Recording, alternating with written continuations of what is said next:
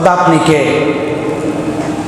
খোদা আমি জিবরাইল। ওয়ামা মা কা, আপনার সঙ্গে ইনি কে? বলে ইনি হচ্ছে ইমামুল আম্বিয়া, সৈয়দুল মুরসালিন, ফখরুল মুরসালিন, নবী মুহাম্মদ রাসূলুল্লাহ সাল্লাল্লাহু আলাইহি ওয়াসাল্লাম। এই কথা বলতে না বলতে আসমানের দরজা সঙ্গে সঙ্গে খুলে গেল। বড় করে বলেন সুবহানাল্লাহ। আমার নবী প্রথম আসমানে উঠতে দেরি, সহিহ বুখারীর riwayat।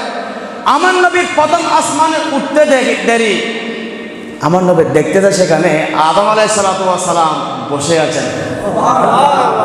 নবীরা চাইলে একই সময়ে নবীরা চাইলে একই টাইমে অনেক জায়গায় উপস্থিত হতে। আমার আল্লাহ আমার নবীকে এত বেশি ভালোবাসে, প্রতি জায়গায় জরুরিয়াতের পয়গম্বরদেরকে আল্লাহ বসিয়ে দিয়েছে। খবরদার, আজকে আমার নবী যেখানে যায় তোমরা সেখানে থাকবে। তাহলে এবার একটু খেয়াল করেন, প্রথম আসমানে কে? ওয়াজ নবদিন আয়েশা করে দিন। প্রথম আসমানে কে? দ্বিতীয় আসমানে ইয়াহিয়া ঈসা। তৃতীয় আসমানে হ্যাঁ ঈসা আলাইহিস সালাতু ওয়াস সালাম। চতুর্থ আসমানে কে? ইদ্রিস আলাইহিস সালাম। পঞ্চম আসমানে হারুন। ষষ্ঠ আসমানে মুসা। সপ্তম আসমানে ইব্রাহিম। সুবহানাল্লাহ।